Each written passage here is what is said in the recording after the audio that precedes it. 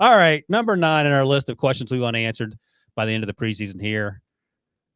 3 first-round rookie offensive tackles are switching positions. Can they handle it as day one starters? Of course, we're talking about Joe Alt, drafted by the Chargers, left tackle at Notre Dame. He's moving to the right side. J.C. Latham, right tackle at Alabama, moving to the right side in Tennessee. Tully Fuaga, right tackle at Oregon State. He's been working at the left tackle in New Orleans. He looks to be the starter there. And there are a couple other names we can get through as we go through the process here. So those are 3 guys that you're focused on. Every time you talk to offensive linemen, and you've talked about this before too, that move is not easy. You can't just snap your fingers and make it happen. These guys appear to be making it look pretty easy. Joe Alt said the transition has gone pretty smoothly, actually, put a lot of time and effort into it. I'm feeling very comfortable on the right side. JC said, or Brian Callahan, the new head coach there, we're trying to give him as much exposure as we can and accelerate the process. He's doing well. And who's the center? Eric McCoy, the center in New Orleans. I think he's a center, isn't he? Or is he the guard? Yeah. He said Tully Fuaga he's been incredibly impressed with how smooth the transition has been for him, and has been blown away with how quickly he's taken that up. So what are your thoughts on these guys? Who has the biggest burden to bear, I would ask you? Yeah, I mean, you could even throw in Tyler Guyton, which is going to be a critical piece for Dallas's rebuilt offensive line. And I was going to ask you, since you're a homer for the Pittsburgh Steelers, where are they lining up Fatanu? Are they lining him up on the left side or right side, or where are they playing him right now?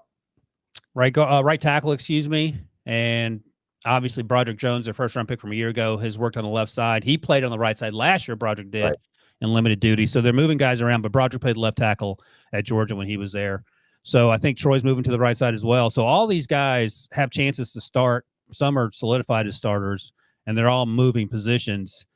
And I don't think we've had a situation where this has happened with this much frequency in one draft class. With a I can't recall. Usually the role of thumb is first round talent, if you want to call blue chip talent or blue caliber players, or guys that you think are going to come in and make an immediate impact. And I think especially these top 3 have an opportunity to do that. That if you've graded them at their position coming out of college, and you gave them that type of grade, are they going to be able to play at the same level if you move positions? Because you already know that that's pretty much what you're projecting, because you've seen that.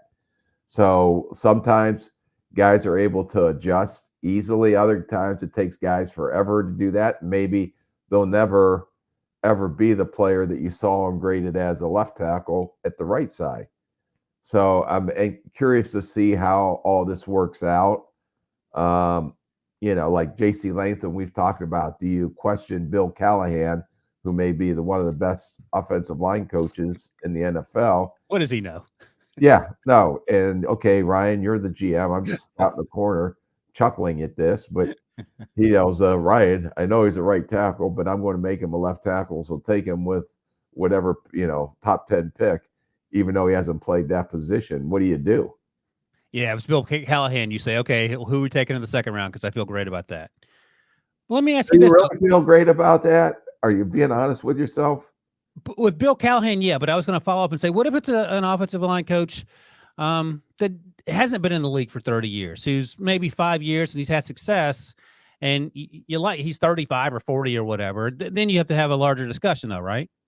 Yeah, no, you'll have to have a much larger discussion, and the track record, and even some coaches that have been in the league 25 years, they may be great coaches, great teachers, but they're not very good talent evaluators. Yeah, that's a good point. So that could be an issue too. What if you have a coach in there who put all the work in, but you also know maybe talent evaluation may not be his strong suit? So how much do you weigh into what you've seen, what your scouts seen, all the other cross checks that you have on this position compared to that offensive line coach, and how do you balance it out?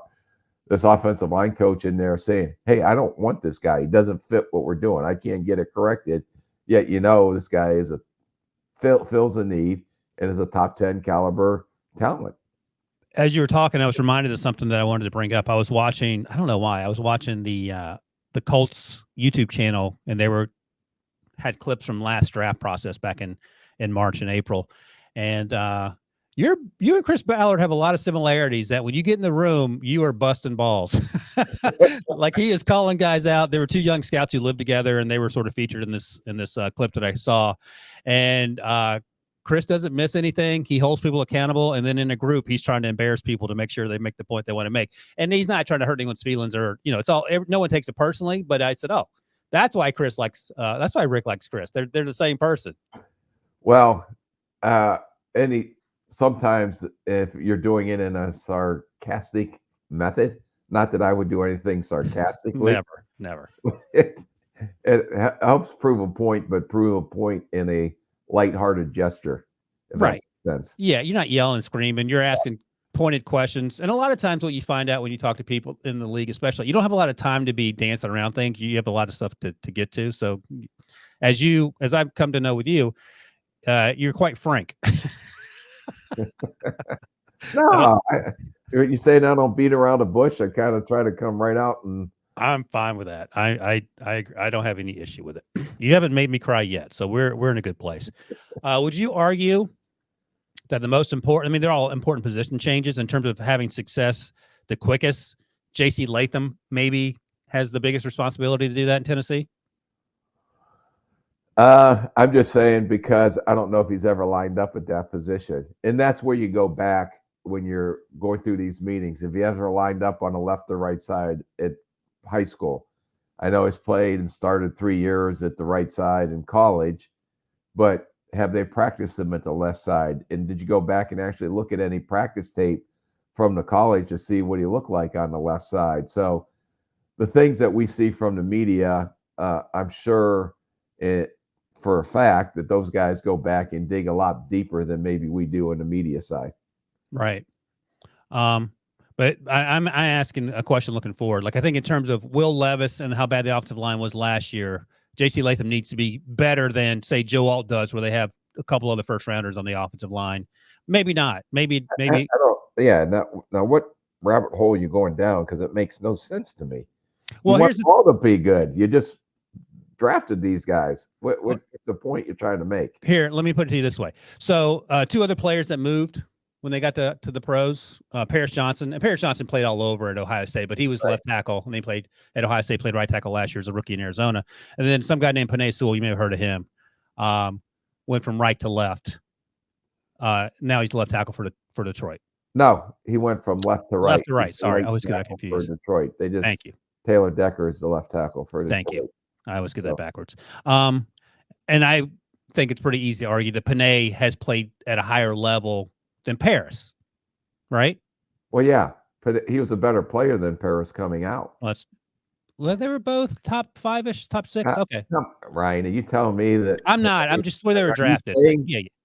No, of course not. Yeah, that's what you just said.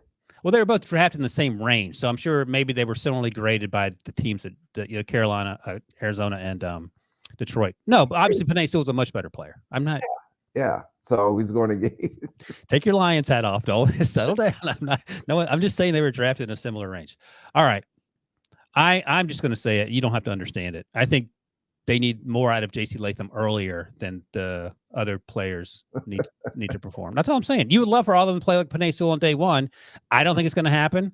I just think there's a lot. The offensive line was so bad in Tennessee that JC fills a huge hole. Yeah, Peter Skoronski's last year's first round pick, but everything else was terrible. And they made a lot of changes. So I just, if you're trying to rebuild that team, change the way they run the football, protect Will Levis. I disagree. Okay, that's fine. Do you have an answer, or you just disagree in general? Yeah, no, I disagree just because I like to disagree with you. But I would say Fuaga. Because good. You have an answer. Okay, go ahead. And Trevor Penning hasn't really lived up to his billing. No, sir.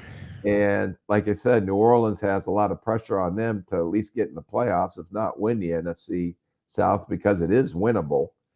That he has to step up, especially at the left tackle position, to protect Derek Carr. So I can see Fuaga just as critical as J.C. Latham. Fair enough. Good. I was trying to get an answer out of you. You know what's weird? Don't look.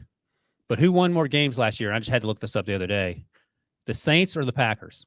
Wait, I'm not Googling. So here's my hands. Okay, you got your squeeze ball. Squeeze ball. Well, that's a setup question. That's like who was buried in Grant's tomb. So I'm going to go with the Saints. They both went 9-8. Yeah.